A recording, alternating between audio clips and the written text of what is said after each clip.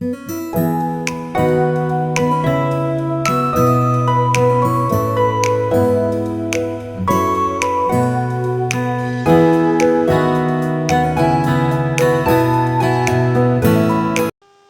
दोस्तों, good evening to all of you. स्वागत करता हूं मैं आप सभी लोगों का अपने इस YouTube चैनल पर। तो आज मैं चर्चा करूंगा भारत की एक शर्मनाक हार के बारे में, जो कि आई बॉर्डर गावस्कर ट्रॉफी से related. Border Gavaskar trophy Bharat बनाम ऑस्ट्रेलिया, चौथा test match, Melbourne cricket ground MCG, जहां पर आज भारत की हार हो गई। देखिए, ये हार वैसे भी खलना है, क्योंकि खलती है जब ऐसे इस प्रकार की हार होती है, क्योंकि मैच ड्रॉ हो जाता। सबसे पहली बात, मैच ड्रॉ होने की संभावना ज्यादा थी और भारत को इस मैच को ड्रॉ करा भी लेना था।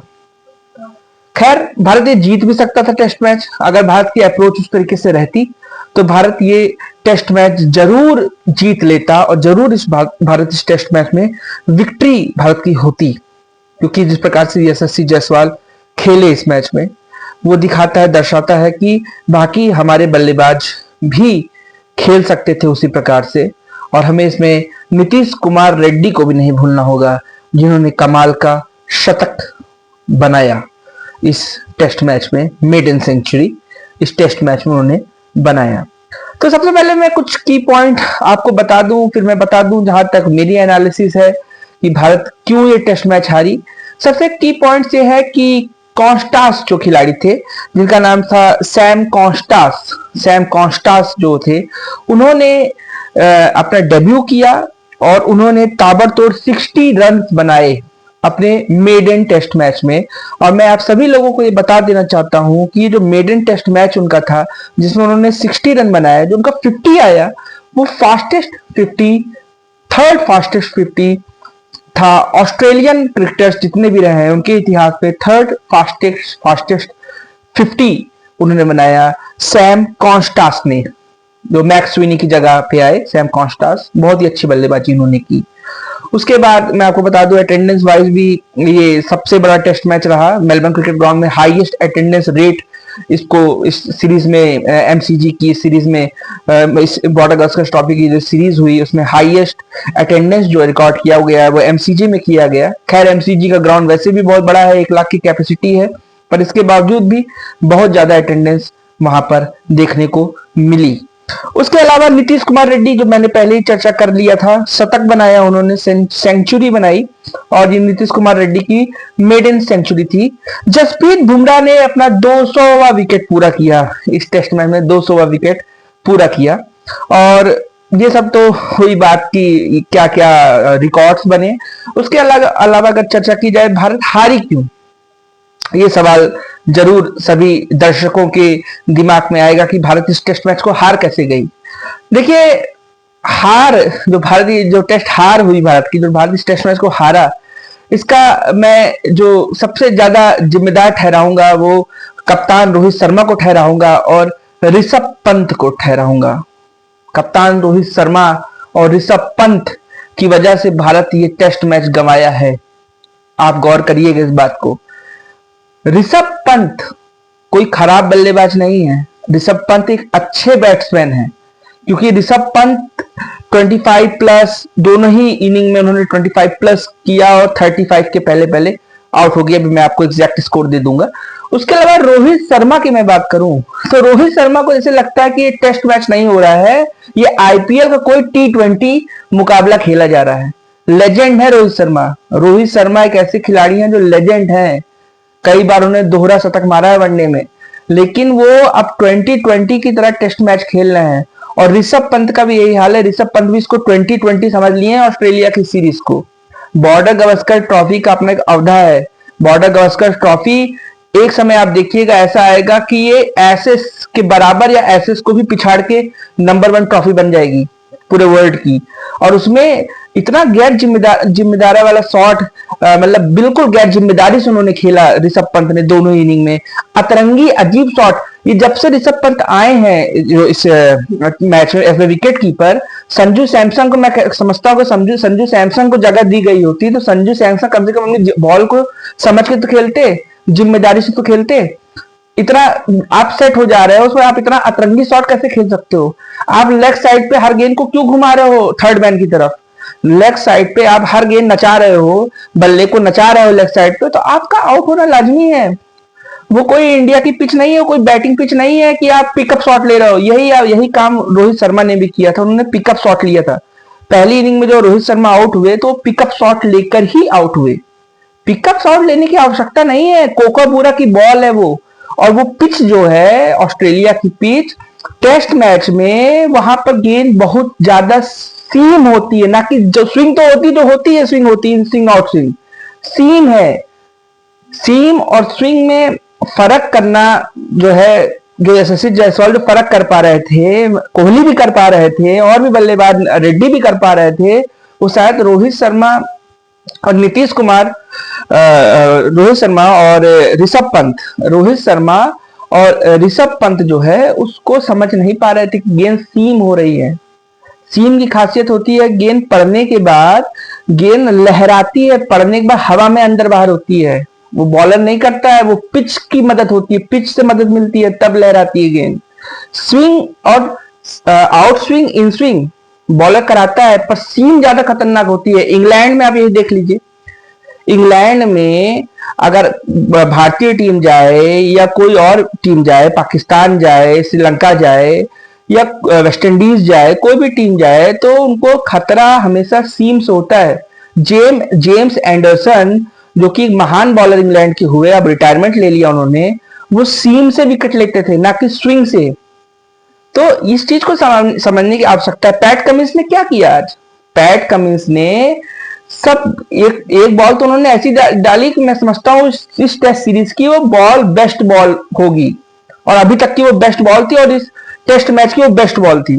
जो गेंद पड़ी, लहराई, पड़ने के बाद लगा कि इन स्विंग होगी, पर हल्का सा सीम लेते हुए गेंद आउट स्विंग हो गई और बल्लेबाज बोल्ड हो गया। तो ये समझना हमें बहुत जरूरी है, इंपॉर्टेंट है कि सीम को कैसे हम लोग खेलें। विराट कोहली ने भी यही काम किया। विराट कोहली बाहर जाती हुई गेंद को विराट कोहली ने छेड़ा, कोई जरूरत नहीं थी उसकी, और विराट कोहली ने उसको छेड़ा। आउट स्विंग डिलीवरी थी, वो भी वैसे भी बाहर थी, वो बॉल काफी बाहर थी, आउट स्विंग भी हो रही थी सीम के साथ, और छेड़ा, और छेड़ने के बाद वो स्लिप में कैच थमा बैठे। तो ये तो मैंने ब्रीफ आपको किया कि कहां कहां गलती हुई। अगर मैं समझता हूं कि अगर ऋषभ पंत जिम्मेदारी से खेलते इस दोनों ही इनिंग में, तो शायद भारत वनडे में आपका जो भारत शायद आपका सॉरी जो आपका टेस्ट मैच है, जो मेलबर्न टेस्ट है, उसको बचा लेती। पर ऋषभ पंत ने बिल्कुल भी जिम्मेदारी से नहीं खेला और खराब तरीके से बैटिंग की ऋषभ पंत। और रोहित शर्मा को मैं समझता हूं कि या फिर रोहित शर्मा हट जाए टीम से। वैसे वो लेजेंड है, मैं उनका बहुत सम्मान करता हूं, बहुत ही बड़े प्लेयर हैं, और आई थिंक 10 सबसे बड़े प्लेयर्स जो वर्ल्ड के हैं उसमें रोहित शर्मा का नाम आएगा। चाहे वो 9वें रैंक पे आए, चाहे 10वें रैंक पे आए, पर 10 बड़े प्लेयर्स जो हुए हैं, खासकर वनडे में, ओडीआईज में, उसमें उनका नाम जरूर आएगा। पर रोहित शर्मा ने पिकअप शॉट्स पे जो आउट हुए आज पहली इनिंग में, खासतौर पे बहुत खराब शॉट था वो। इस तरह के शॉट खेलने की कोई आवश्यकता होती ही नहीं जिस प्रकार से खेला। खैर, मैं इस टेस्ट मैच में आगे आपको लेके चलता हूं। पहली इनिंग की बात करता हूं तो पहली इनिंग में ऑस्ट्रेलिया के 2 दिग्गज बल्लेबाज मानस लाबुशेन और स्टीव स्मिथ ने, जैसे कि होता नहीं कि आप राहुल द्रविड़ की तरह आप एकदम टिक ही गए हो, लक्ष्मण की तरह आप टिक ही गए हो, वैसे वो टिक ही गए थे पहले इनिंग में। 72 रन की पारी लाबुशेन ने खेली, और स्टीव स्मिथ तो जबरदस्त खेल रहे थे, 140 रन बना लिए स्टीव स्मिथ। और अगर वो गेंद वो अजीब तरीके से आउट हुए, स्टीव स्मिथ निकल के ही मार रहे थे वो चौका छक्के के लिए, वो तो गेंद कट लगी और गेंद पता नहीं कैसे कट लग के विकेट पे जाके टकरा गई, वो बोल्ड हो गए, आउट हो गए। नहीं तो स्टीव स्मिथ तो जिस प्रकार से खेल रहे थे वो और रन बनाते। तो मानस लाबुशेन स्टीव स्मिथ की बड़ी पारी, 72 run Marnus Labuschagne, 140 run Steve Smith. Usman Khawaja जो कि पहले 3 टेस्टों में आउट ऑफ फॉर्म थे, वो फॉर्म में आए और 57 रन की उन्होंने पारी खेली। और सैम कॉन्स्टास ने 60 रन की पारी खेली, मैंने इसकी चर्चा पहले ही कर दी है। और ऑस्ट्रेलिया ने पैट कमिंस से ही सीख लें कुछ रोहित शर्मा। पैट कमिंस दोनों इनिंग में आप देखिए, पैट कमिंस ने 49 रन बनाए पहली इनिंग में। पैट कमिंस ने 49 रन की पारी खेली, और उसके बाद अगर आप जब सेकेंड इनिंग में आते हो तो भी उन्होंने बहुत अच्छा प्रदर्शन किया पैट कमिंस ने। तो पैट कमिंस से ही कुछ सीख लें। तो ओवरऑल जो ऑस्ट्रेलिया ने स्कोर बनाया वो बनाया 474 रन फर्स्ट इनिंग में, 474 रन ऑस्ट्रेलिया ने बनाया। जवाब में भारत ने बहुत ही अच्छा प्रदर्शन किया पहले इनिंग की अगर बात की जाए। एक तो नीतीश कुमार रेड्डी का शतक, और दूसरी बात आपके यशस्वी जायसवाल के 82 रन। अगर यशस्वी जायसवाल वहां पर रन आउट ना होते, विराट कोहली की मैं समझता हूं एकदम ही इमेच्योरिटी वाला उन्होंने काम किया।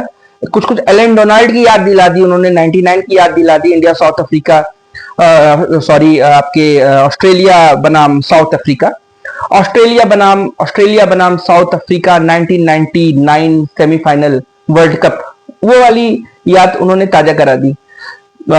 यशस्वी जायसवाल का विकेट टर्निंग पॉइंट बना।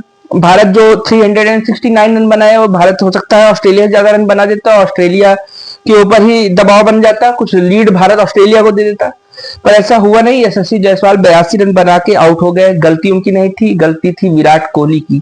विराट कोहली बॉल की तरफ देखते रह गए और यशस्वी जायसवाल को उन्होंने नहीं देखा, और यशस्वी जायसवाल पूरा दौड़ गए और वो रन आउट हो गए। उसके बाद 82 रन बनाने के बाद यशस्वी जायसवाल के आउट होने के बाद वैसे ही थोड़ा सा इंडिया लड़खड़ा गई।